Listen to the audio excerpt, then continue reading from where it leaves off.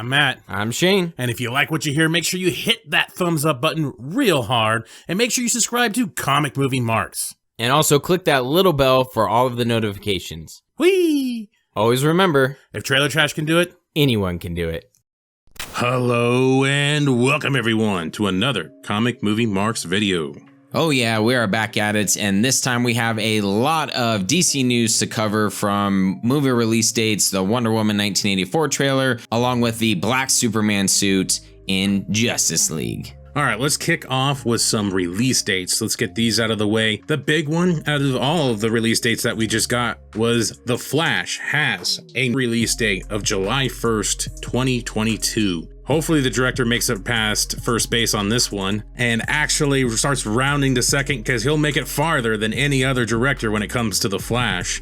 And you can take that in any way. Does that mean he's kissing, hugging? What is he doing with The Flash? I don't know. This is going to be really interesting to watch this pre-production because of all the chaoticness that have happened between writers and directors just falling out from the project. Yeah, the only thing that I could think of as soon as I saw the release date was finally we have something. It's set in stone. Hopefully nothing gets pushed. They finally have a direction that they're going to go with this. They probably have a script, we can assume by now. They have a director who's a successful franchise with the It franchise. So hopefully we finally have something. This is one that I think both Matt and I are really clamoring for and excited for. So we'll kind of see the direction they go as more things start to get released. But we finally have a release date.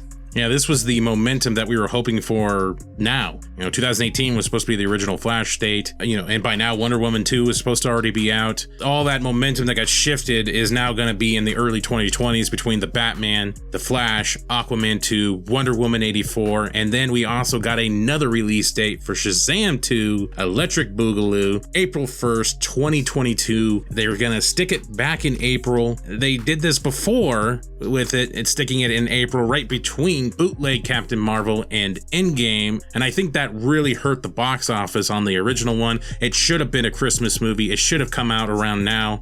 It would have fit perfectly. Yes, it would have gone up against Star Wars, but there's at least somewhat of a market instead of packing it between the same type of comic book movies in a 2-month span. Yeah, it's interesting that they decided again to lump this together with some other comic book movies.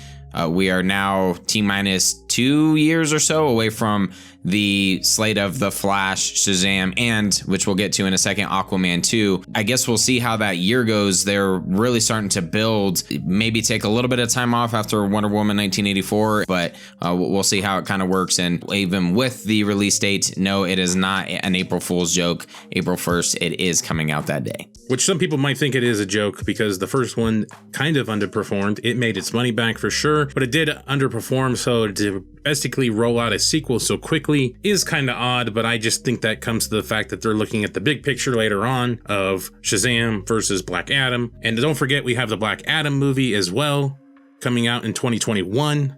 It's a packed 2 years in 2021 and 2022 for DC. The Batman, Black Adam, Suicide Squad, Shazam 2, Electric Boogaloo, The Flash, and then Aquaman 2, which rounds out 2022. What a packed house for the DC universe, however you want to call it at this point. Whether it's a connected universe or not, it's still a universe. This is quite a monumental time. They're finally getting their heads out of their asses and getting things going. Most of these movies, I think, are anticipated for some people. I don't know, Suicide Squad 2, I don't know about that one, but definitely a great time to be a DC fan. For the most part, we just need to add a fucking Superman to this, and it would be glorious. I'm still waiting for the Cyborg movie. At least we finally have Flash, and eventually maybe a Man of Steel 2 or whatever they decide to call it. But we are starting to gain a little bit of momentum on the DC side of things. So we'll kind of see how it goes. I'm cautiously optimistic about some of these. Others I completely forgot about even existed. Birds of Prey, Suicide Squad 2. I can pretty much just jump for the most part to 2022 and then wait for those. Maybe the Batman. I'm excited for the Batman, but we'll see how. And Black Adam. And Black Adam. That's true. Yep, I forgot about that one.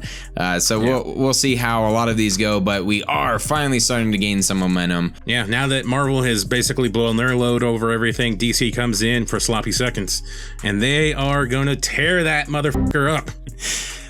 Which brings us to Wonder Woman 1984.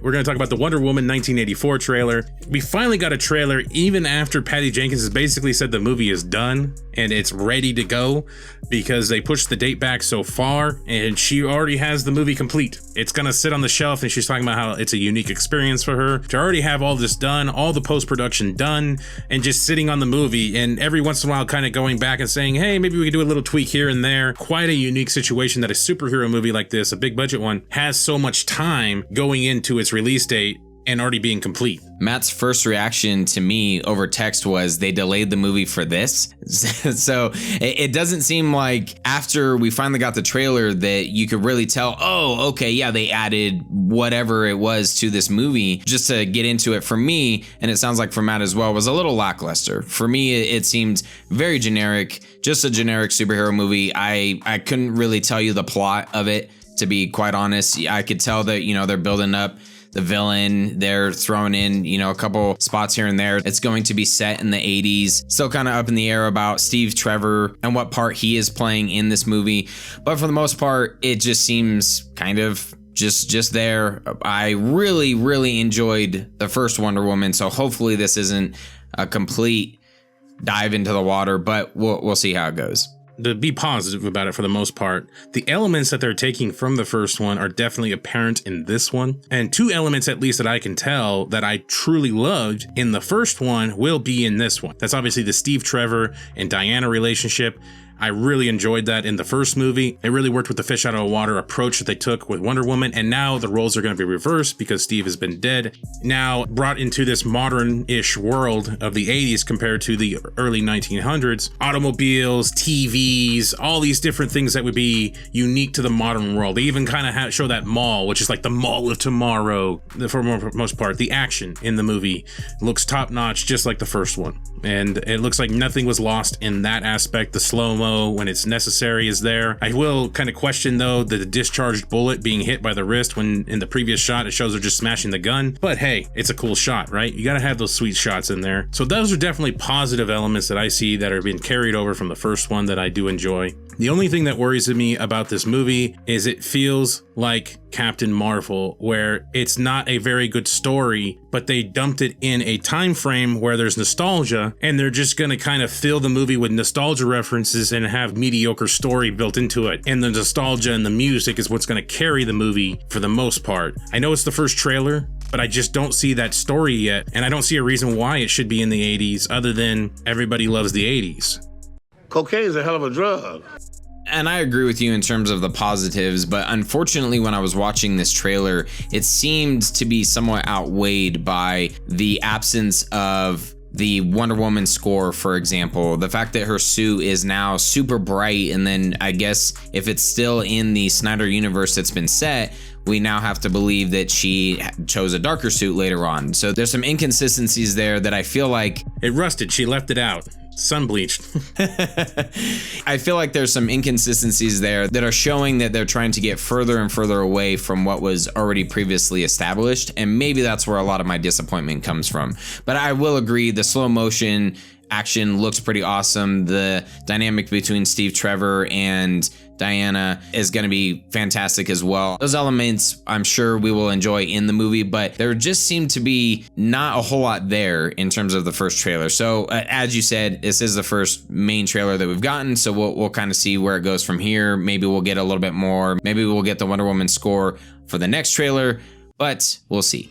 I already guarantee the next trailer is going to have Ride the Lightning by Metallica, because she's literally whipping the lightning and riding it. Yeah. And that song came out in 1984. Of course, music is a fundamental thing to trailers, to the atmosphere of a movie. They obviously used the Blue Monday song in this, and it's kind of been retrofitted for the trailer for the most part. It's been modernized a little bit, but still keeping some of that 80s vibe to it. But a lot of the reactions I was seeing people talking about how great that song was and like it stuck in their head and everything. And now that song gets tied in with the movie. It's marketing. I'm not trying to be negative on it at all. It's just how I feel. It's just that when a movie feels like it's being advertised by a marketing team and not for its genuine story. That's kind of what the vibe was I was getting from this movie. There's individuals over there with a marketing degree telling them how to advertise this movie and show what they need to show to optimize butts in seats, which is what they're supposed to do. And I get that. But when you look at the first Wonder Woman trailers, they were about the story. They were about Diana's experience, and they meant something. And you knew you were going to go in there and probably see a fantastic story. And this one, I just kind of get nostalgia. Like they're just hammering the nostalgia. Man, that's just disappointing. I guess that's what they feel they need to do to put people in seats for this movie. Oh, and you're a regular Rhodes Scholar. Where was it you graduated from again? The University of Duh. One other piece of information that came out from the CCXP Expo down there in Brazil was an interview with Gal Gadot talking about Wonder Woman 1984 and some of the weapons that she was going to be using. And she had a quote saying, "We had an intention to let go of the sword because there's something very aggressive with the sword. If you have a sword, you need to use it. So we wanted to give that up, and we didn't feel that the shield was necessary either. She's a goddess. She can fight. She's super strong, and she has the skills and the lasso." Surely you can't be serious. I am serious. And don't call me Shirley. And Golden Eagle armor as well. Take away her weapons, but upgrade her armor more and more. That is another positive thing too. That armor did look fantastic. Yes, it did. Absolutely. It reminds me a lot of the Kingdom Come, some of the images from that. And I'm excited to see how they use that. That was definitely a positive aspect. I did get a little bit of chills when I saw that armor. I was like, oh shit. But anyway, back to the sword. This kind of irked me a little bit because one, it feels like, okay, so then you're not going to be really fighting anybody that requires a sword. Then you're going to be fighting regular people. And I just feel like, have we really gotten to this point now where we're backtracking again? Because if you remember, if you're old like us, in the 1990s, the first Teenage Mutant Ninja Turtles that was ever released was deemed too violent for children, according to family groups and parents groups. It had a lot of controversy around it about some of its imagery and the fact that the turtles were using weapons. Ninjas were using weapons.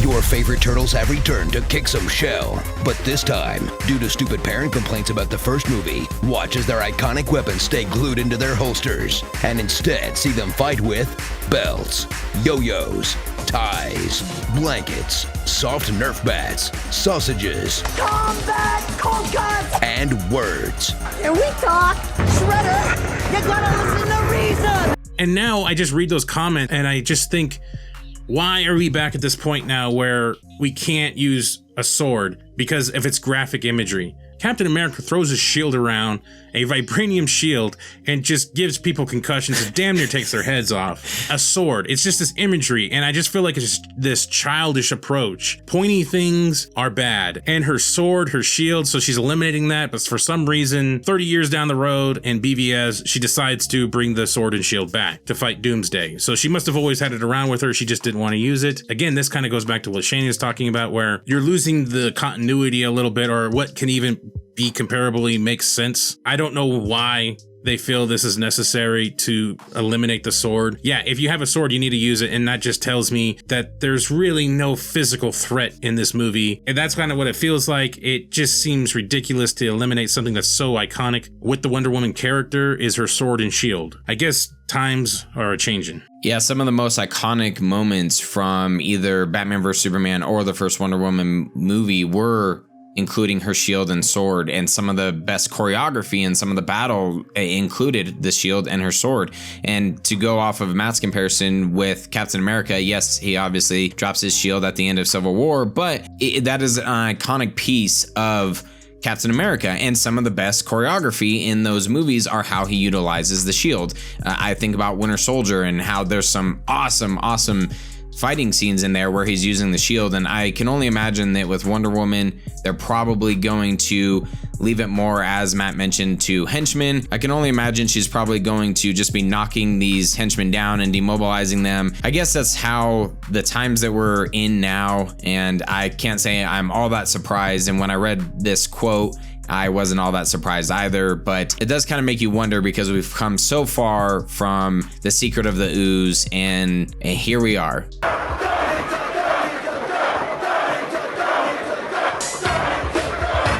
Yeah, it's an unfortunate thing, and it just feels like they're putting kid gloves on. And again, that just feels like another moment where these movies are becoming more and more for children, which, yes, there is a market for the children.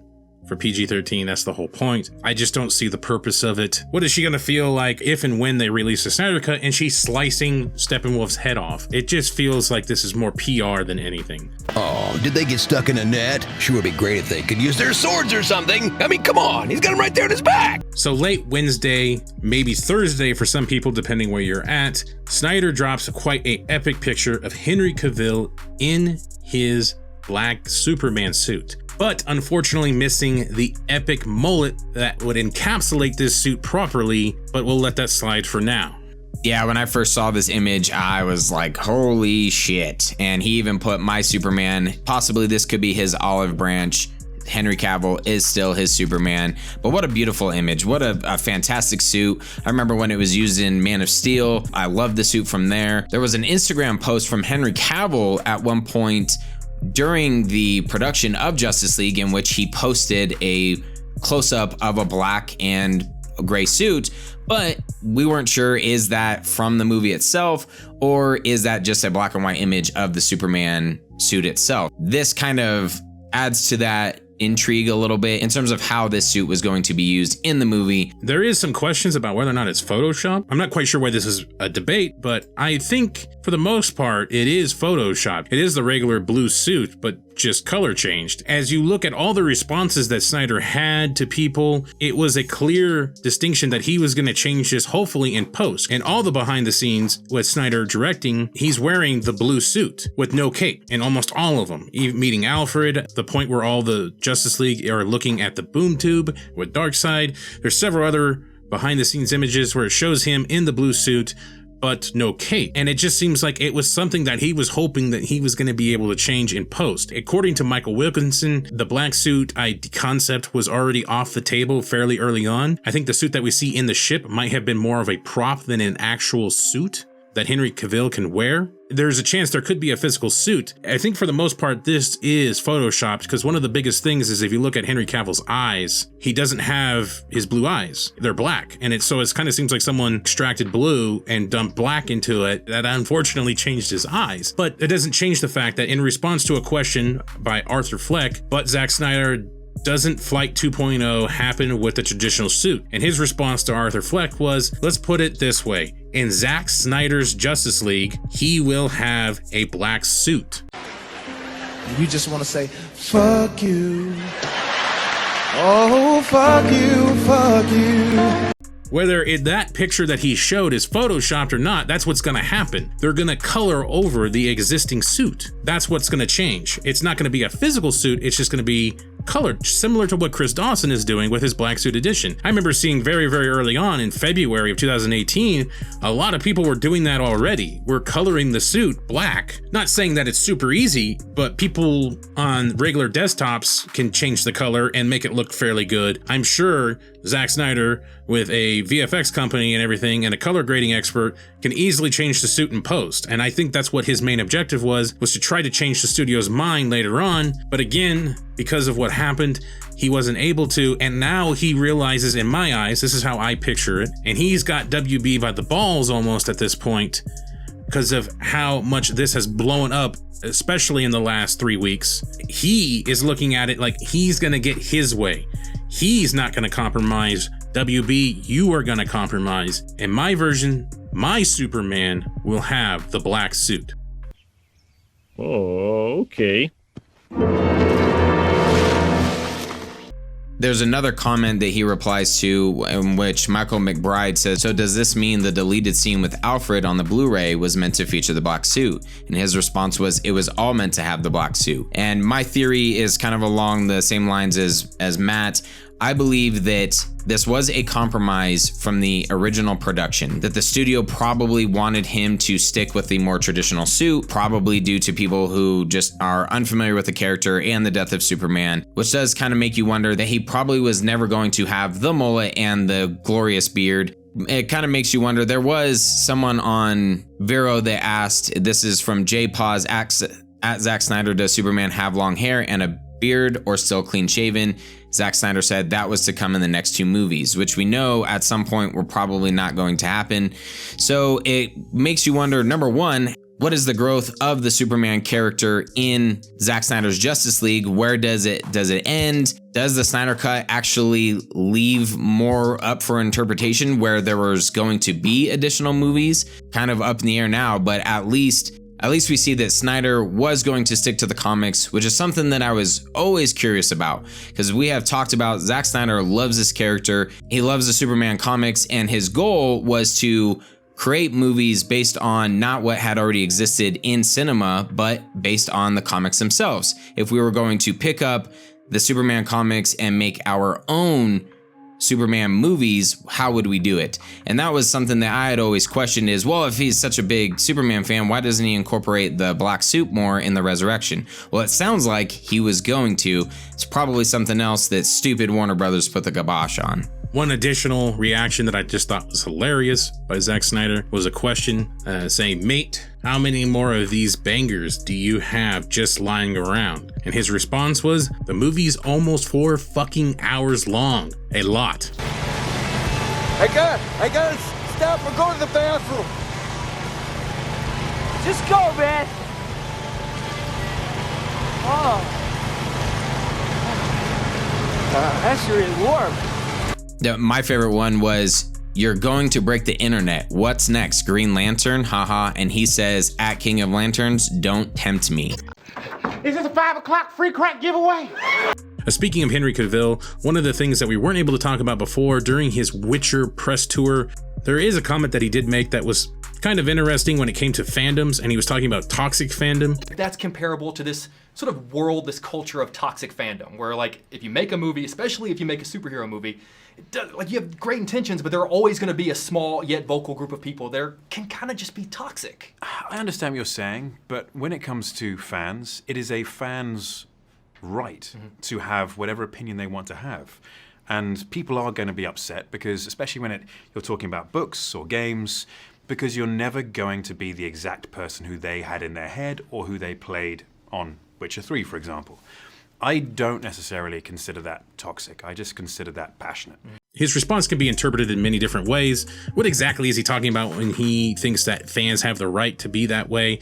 Could it be just complaining about the Sonic design? Or could it be what you see with some of these people with the Zack Snyder cut of Justice League? Could that be what he's talking about? I don't know if he's protecting the individuals that most people probably think of when they think of toxic fandom, or at least what I think of toxic fandom is the people that make really inappropriate jokes about people that make these creative decisions like families or that they should die of AIDS, those type of comments. That's the kind of toxic fandom I think of when I see toxic fandom.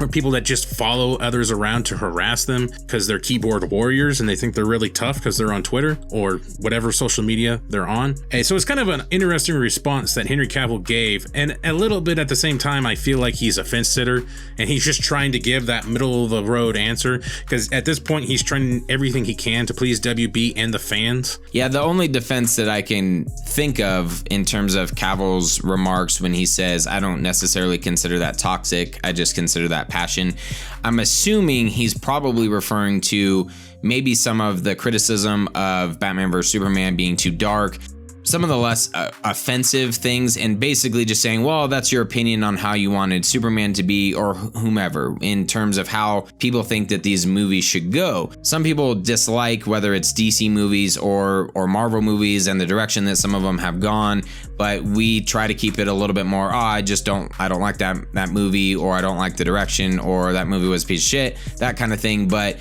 what we are talking about in terms of toxic fandoms is taking it to the next level and taking it way too far. As Matt mentioned, when people are attacking someone's family or attacking an individual and saying they should die of gonorrhea or rotten hell, things like that. I don't know if Cavill is deep enough in the weeds like we are to really see that kind of stuff. That's the only thing I can think of. But yeah, he is riding that political wave right now and just trying to keep it as PC and as in the middle as possible, it seems. In case I don't see you. Good afternoon, good evening, and good night.